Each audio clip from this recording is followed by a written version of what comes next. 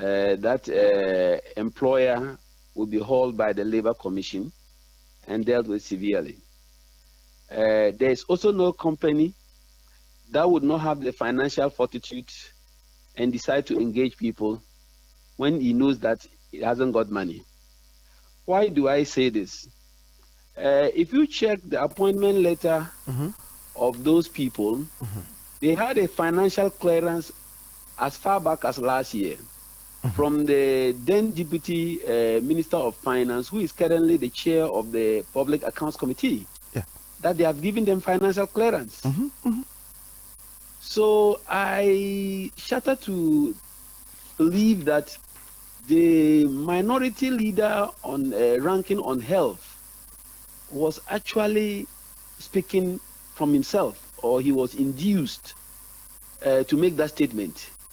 Because if there is anybody to blame, first of all, it is his government that gave employment letters to those people, and his government that gave clearance letters to those people to go and start work. And it is his government that failed to do the payment. That notwithstanding, we know government is a continuum. Sure. And so far, for that matter, anybody who takes over the reins of government must continue with what his predecessor put in place. But money to pay people must be available before they can be paid.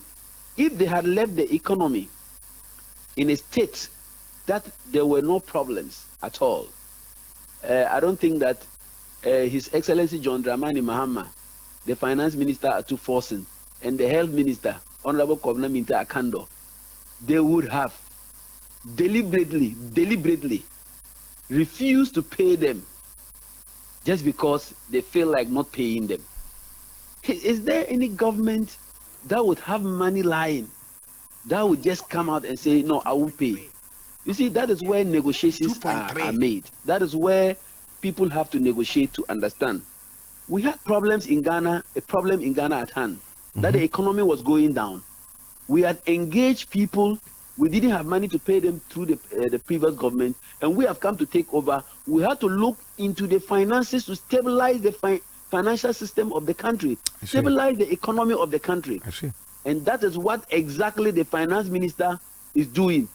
People are trying to blame the finance minister. He is not doing that. He is not doing that. Look, I wish that man had plenty money left by Akufo-Addo, like the way JM left money for them into so many buffer accounts. I don't think that the government would have refused to pay this. The issue is simple. I am an employer. It's simple. If you don't have money to keep the company running, you don't employ so many people. So therefore, I would say, good luck. They have now found money to pay them. Haruna Idrisu announced yesterday they have released 1.something billion to clear all those areas and then the rest. I see.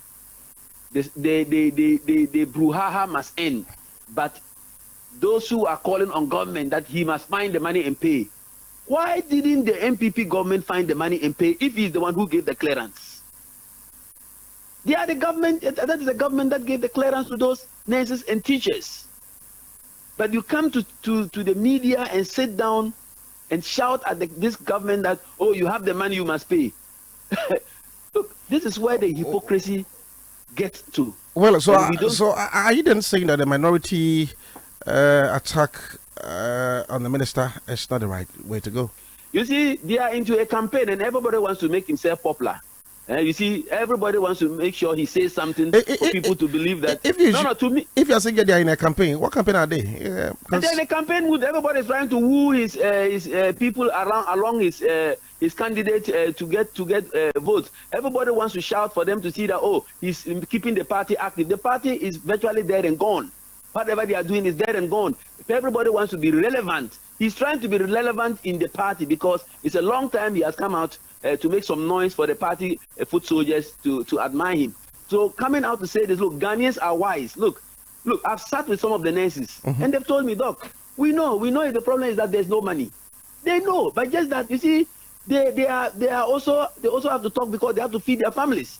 But they understand that the government is not refusing to pay them because they have money and they are not paying them. Simply because there is not enough money. Look, how many? Haruna Idrisu they have How many thousands of people do they have? Well, so are you saying with the picketing and the protest by the nurses, it's political?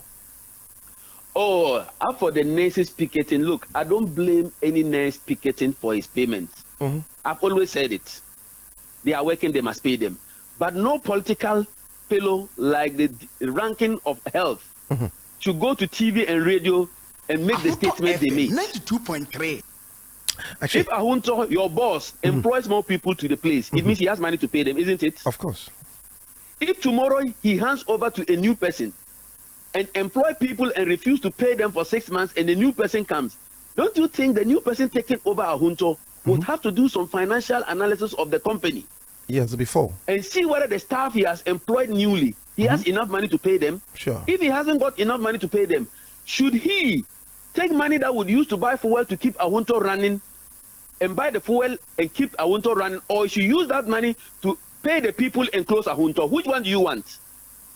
So if the finance minister has decided to take the little money we have to recover the economy, use it to pay all the nurses who were employed by somebody who refused to pay them because he had no money, but employed them, and now the economy sinks to zero, we all are collapsed. So we must give priority to things. I see.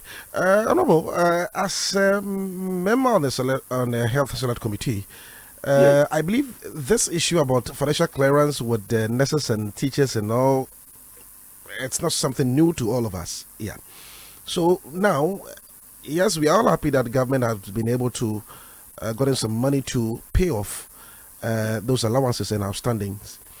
But what do you think you can propose that going forward in the near future wouldn't experience such situations again? The good thing is that the current finance minister is doing very well.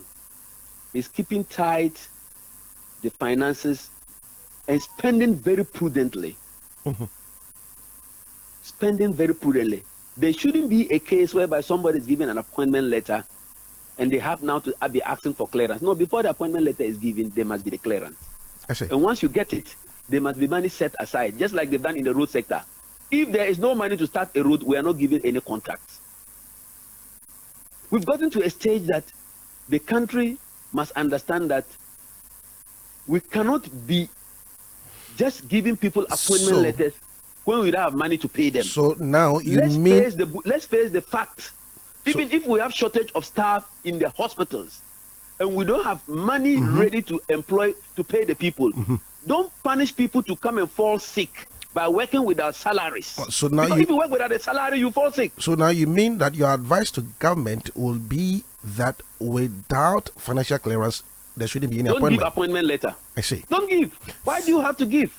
Thank you very Unless the much. person say, okay, you take me, I'll be working until you get money, you pay me. But that is also not good. It goes against the labor laws. All right. Thank you very much this morning. We are very grateful for your time this morning. Honorable Thomas Anaba, Member of Parliament for Garu and Member on Health Select Committee. Honorable, we are grateful for your time this morning. Thank you. All right, Bishop, let's stay on for the ATM business news. I'm going to pay. I can't pay. Get a trial, so stay on this one.